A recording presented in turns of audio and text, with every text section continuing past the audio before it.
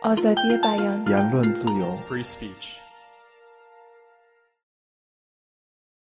Let's talk about privacy, because obviously that's, I would say, the biggest criticism that's made sort of about Facebook. Are you saying that there is a mismatch between what people say and the way they behave, and that actually people don't care about privacy as much as they make out? I actually think that the much ballyhooed concerns and even revolts about privacy on Facebook have primarily been the province of a very small subset of Facebook users, typically elites who are journalists, activists, government officials, etc. And that there really is very little evidence that the average user of Facebook is terribly concerned about privacy. Now that does, or privacy as we say over here, now that does differ by country. In Germany, the average user of Facebook is obsessed with privacy. In the UK, somewhat. In Indonesia, not at all. And see, that's something that a lot of people don't realize. You really can't generalize about privacy concerns on Facebook. And because Facebook's growth is primarily in the developing world, it actually is growing primarily in communities where privacy is not that big of a deal, partially because for those users, Facebook represents such a revelatory set of new opportunities to communicate that the privacy, issue is just so marginalized compared to the empowerment potential that it represents.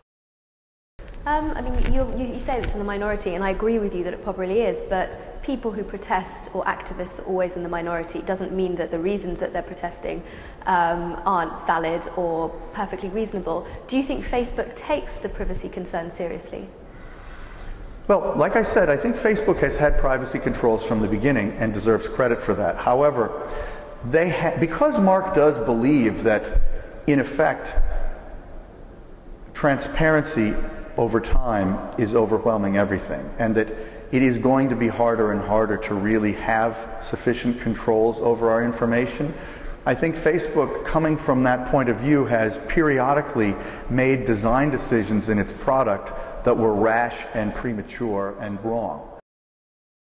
Do you think privacy is a blip in the history, sort of civilization of humankind, in that, let's say, before the Industrial Revolution, we'd be living in societies which were much more, just by the very nature, smaller, and therefore people would know more about each other? Is Facebook, in a sense, returning us to a previous sort of era where privacy matters less? No, you should have that on the tape, because that was a fantastic question, and I absolutely believe the answer to it is yes. I think that the question was, is Facebook in a sense returning us to sort of an earlier condition of mankind before modern society sort of introduced the notion of privacy? I don't even think so much it's the Industrial Revolution that did it. I think it's urbanization, probably more than anything else, that has brought along with it a notion of privacy that kind of accompanied the movement into cities, because I absolutely believe, and I've written and said in many speeches,